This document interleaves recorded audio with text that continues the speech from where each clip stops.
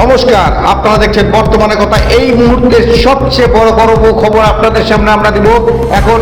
সেটা হলো কালিয়াগঞ্জের বিধায়কের নামে ফেক প্রোফাইল করা হয়েছে এবং সেই প্রোফাইলে ফেসবুক পেজে কিন্তু কালিয়াগঞ্জের বিধায়ক যিনি হয়েছেন সোমেন রায়, তার যে বিভিন্ন কার্যকলাপ সম্বন্ধে নানা রকমভাবে ব্যঙ্গোক্তি করা হয়েছে এবং এই নিয়ে আজকে সরব হয়েছে কালিয়াগঞ্জের বিধায়ক সোমেন রায় এবং এর প্রতিবাদ জানাতে তিনি এবং যারা এই ঘটনার পিছনে রয়েছে তাদেরকে গ্রেপ্তার করার দাবিতে তিনি কিন্তু একটি থানায় অভিযোগ দায়ের করলেন।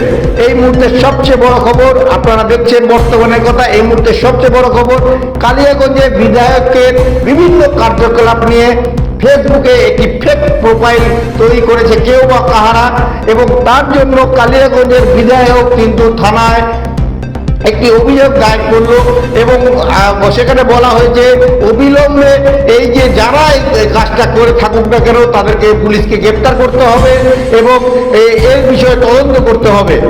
এবং সবচেয়ে আপনাদেরকে যেটা জানাতে রাখি যে কালিয়াগঞ্জের বিধায়ক কিন্তু বেশ কিছুদিন ধরে এই করোনা অতিমারির সময় যেভাবে রাত দিন পরিশ্রম করে সাধারণ অসহায় মানুষের সামনে দাঁড়িয়েছে সেটা কিন্তু ইতিমধ্যে কিন্তু প্রশংসা দাবি রাখে সকলের সামনে।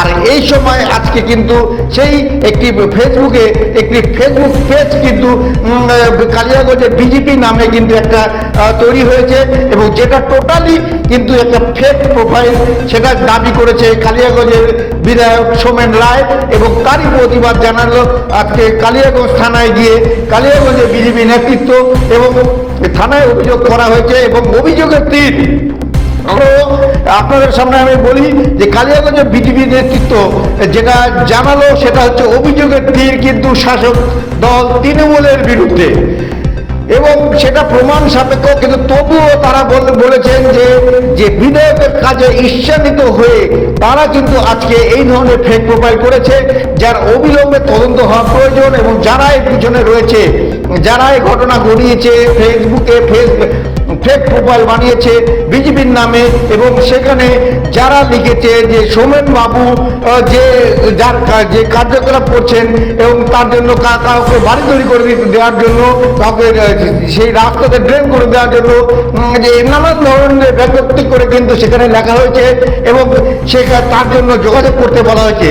এমন কোনো কথাই কিন্তু কালিয়াগঞ্জের বিধায়ক কোনো জায়গায় বলেননি এবং তিনি কিন্তু এই ধরনের কোনো মন্তব্য কোনো সাংবাদিকদের কাছেও কিন্তু করেননি এবং তার জন্য সোমেনবাবু পরিষ্কার নির্দ্বিধায় বলেন যে ফেক প্রোফাইল যারা করেছে তারা এখানকার যে বিধায়কের বিভিন্ন কাজে কিন্তু ঈর্ষান্বিত হয়ে তারা কিন্তু এই ঘটনা ঘটিয়েছে এবং অভিযোগের দিক কিন্তু তৃণমূলের দিকে।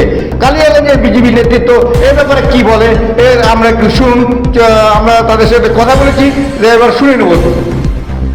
বলছি দাদা, আজকে দেখলাম এক ফেসবুক পেজে কালিয়াগঞ্জে বিজেপি নাম দিয়ে একটা ফেসবুক পেজ করা হয়েছে এবং সেখানে কালিয়াগঞ্জের বিধায়কের নামে কিছু লেখা হয়েছে।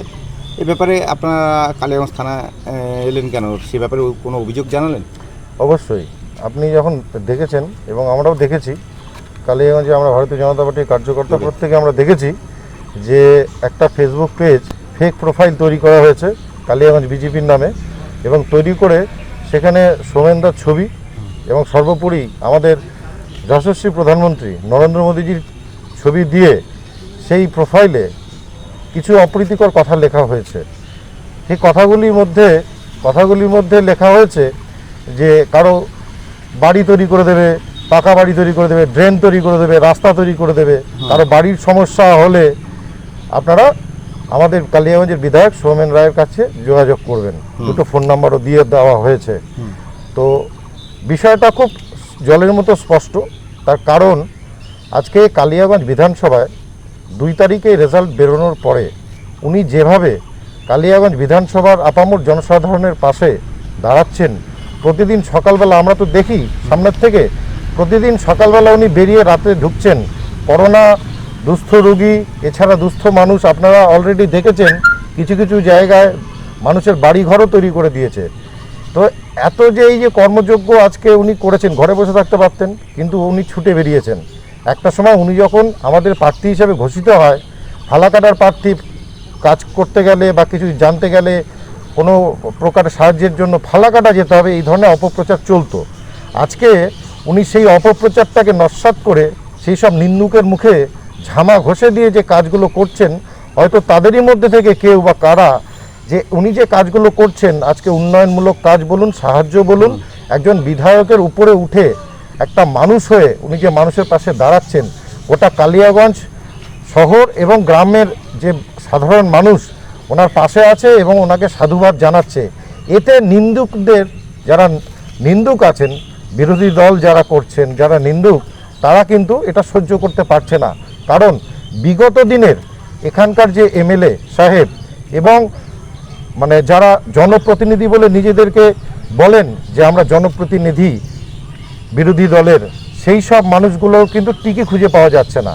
কিন্তু আপনি দেখবেন আমাদের প্রিয় বিধায়ক সৌমেন রায় বিভিন্ন জায়গায় ছুটে যাচ্ছেন, বিভিন্নভাবে কাজ করছেন, এবং সেই কারণেই ওদের হয়তো এটা গায়ে ছ্যাঁকা লেগেছে। ভাবছে যে একটা মানুষ কি করে পারে, এই মানুষটাকে তো স্তব্ধ করা যাচ্ছে না, আটকানো যাচ্ছে না।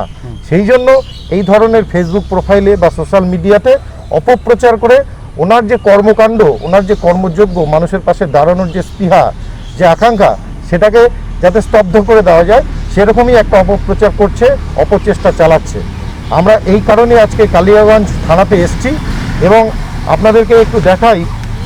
ওই যে ফেসবুক পেজটা আছে, এরকম একটা ফেসবুক পেজ আছে, এরকম একটা ফেসবুক পেজে উনি কিন্তু মানে নিন্দুকেরা, কিছু দুষ্কৃতকারী এরকম একটা ফেসবুক প্রোফাইল বানিয়ে সেখানে উল্টোপাল্টা নাম লিখেছে।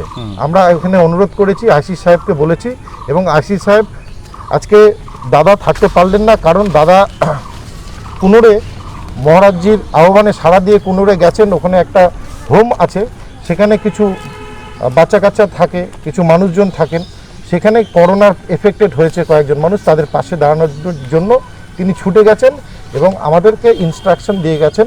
এবং আইসি সাহেবের সাথে ওনার কথা হয়েছে। আইসি সাহেবকে এখন পেলাম না, উনি আউট অফ স্টেশন আছেন, হয়তো কোনো ডিউটিতে আছেন। কথা হয়েছে, উনি বলেছেন মানে ফোনের মাধ্যমে আমাদের এমএলএ সাহেবকে আশ্বস্ত করেছেন এই যে দুষ্কৃতকারীদেরকে চিহ্নিত করে তার উপযুক্ত শাস্তির ব্যবস্থা উনি করবেন, এবং উনি এটা আশ্বস্ত করেছেন আমাদের। এবং 7 দিনের মধ্যে যদি আমরা দেখি সেই দুষ্কৃতকারী যদি চিহ্নিত হয়ে তার উপযুক্ত শাস্তি না হয়, আমরা আবার আসব এবং এরপরে আরও ঊর্ধ্বতন কর্তৃপক্ষের কাছে আমরা বিষয়টি জানাবো। কারণ কোনো মানুষ যখন কাজ করতে চায়, বিশেষ করে আমাদের সৌমেনদার মতন মানুষ যখন কাজ করতে চায়, তাকে এইভাবে আটকানো যাবে না, কোনোদিনও আটকানো সম্ভব না এবং কোনোদিনও আটকানো যাবে না। ভারতীয় জনতা পার্টি কালিয়াগঞ্জ শহর মণ্ডলের পক্ষ থেকে আমরা এর তীব্র বিরোধিতা করছি এবং ধিক্কার জানাচ্ছি এই ধরনের ঘৃণ্য নোংরা রাজনীতিকে। আপনি যদি লড়াই করতে চান, ময়দানে আসুন না, উন্নয়নের লড়াই হোক।